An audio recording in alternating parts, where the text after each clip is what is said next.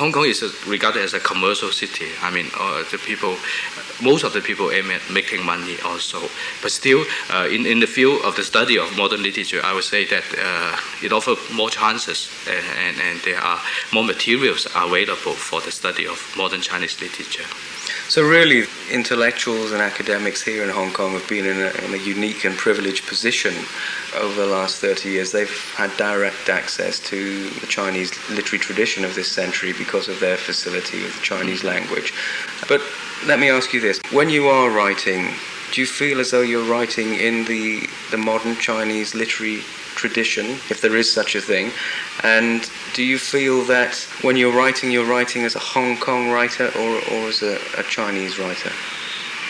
I guess when we first started, we read the works by classical and modern Chinese writers.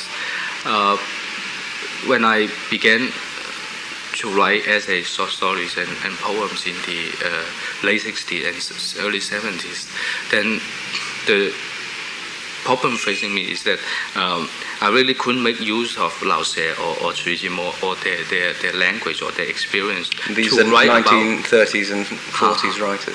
To write about the situation in Hong Kong, which is developing into a cosmopolitan city.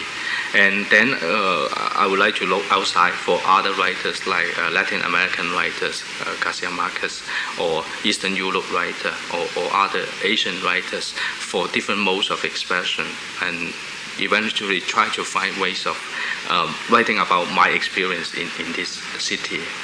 So I think I always have this interest in the May 4th generation, especially for the generation of poets in the beginning of May 4th and also in the 30s and 40s, from Dai Wangshu, Ben Jilin to Cindy and the others. I'm interested in the so-called modernist movement in China. I think it is a generation or a trend that has been ignored for political as well as other reasons.